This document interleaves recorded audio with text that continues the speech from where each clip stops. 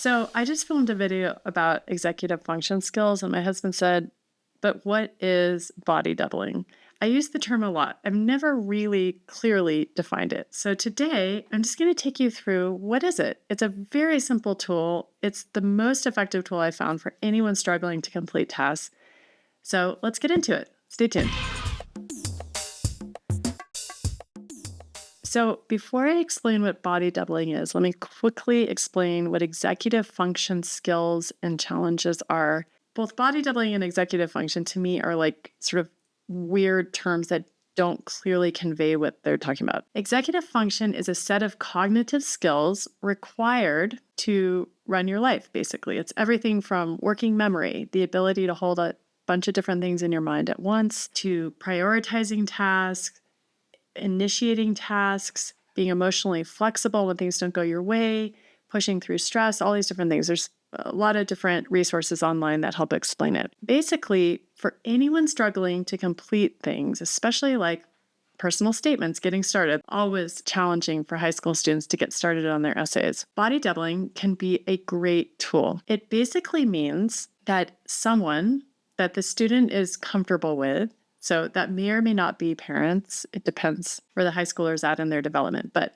in their personality and all that. But it basically means just another human sits with a student as they get their work done. It can be virtual, like they can be on Zoom, because I've seen that work. I've seen parents help their students like by phone.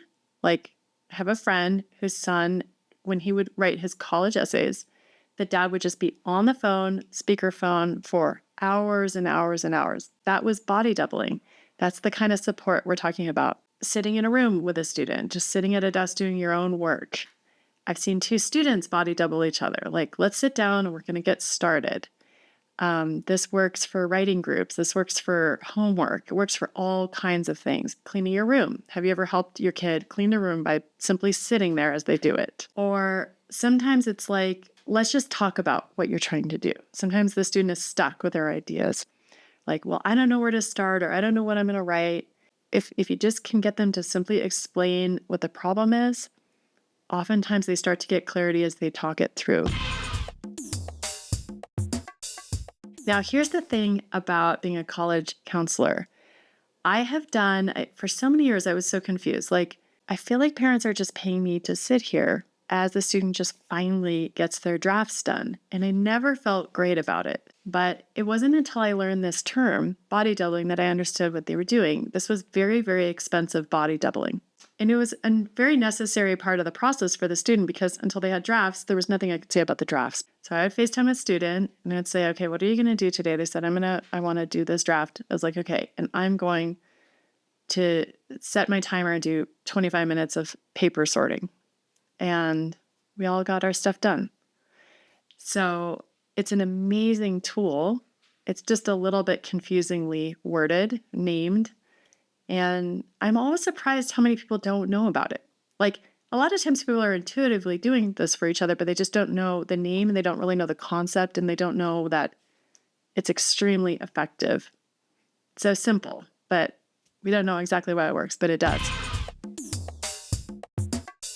So this concept might not come naturally to some people because it's not teaching, it's not coaching, it's not strict, it's pretty loose. It's basically just being with someone. So it's sort of like simple but not easy, like a lot of things in life.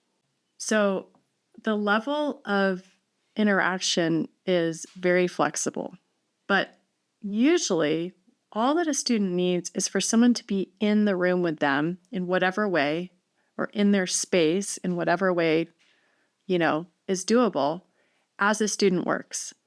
And they don't need hardly any support at all once they get started. They also often find that they do a lot more work than they expected. So with body doubling, you can be like, I'm going to sit with you as you just do 15 minutes and you just start.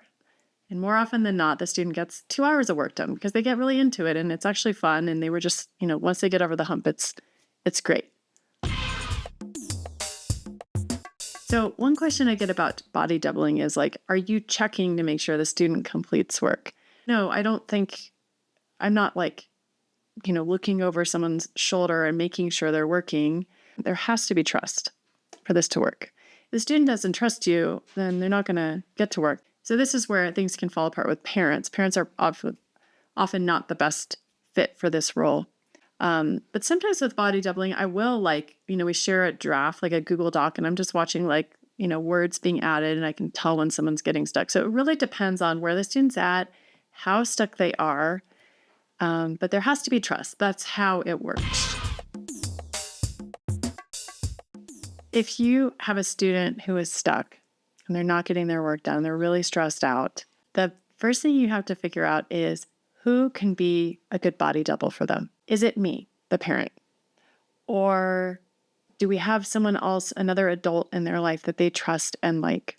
Or maybe a beloved teacher that we could hire for an hour or two, or an old babysitter who has a good rapport with a kid, or maybe a friend, and that can devolve. Study groups with peers can devolve, or is there an online body doubling group that we might use? But that's going to be the trick, is finding someone that the student can work with. And I think you can just ask, but here's this tool that I have found, and I want to support you. Who do you think would be good to help you with this? Because I know you're going to feel so much better once you get a little bit done. I know you're carrying this project on your back, and I really want to help free you up here. So what can we do? Think strategically with your kid.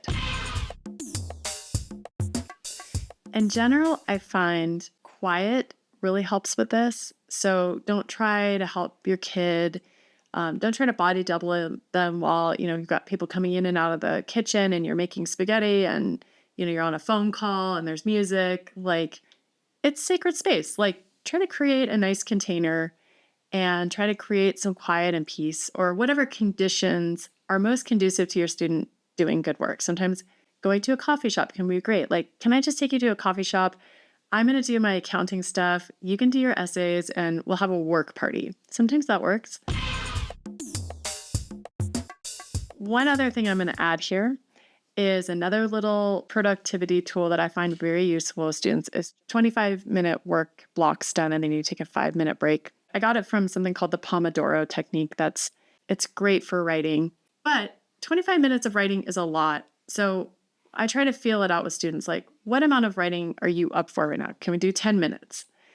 When I'm doing truly repellent tasks, I'll set a timer for 8 minutes or 5 just to get started. Try to get a 15-minute block done and see if you're succeeding. If it's not working with a student, they're truly stuck, you're going to have to mix it up and try something else. I hope that was helpful.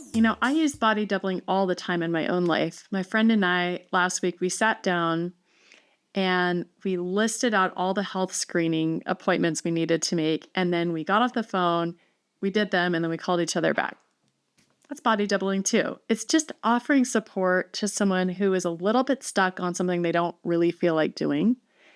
And it's a wonderful thing to incorporate in your life and for your student. I hope that helps. If it did, please like my video and helps other people find it if you subscribe. And then check out my free resources, my ebook and my quiz, What Kind of Parent Are You when it comes to college admissions. That's all for now. Thanks. I'm Dr. Meg.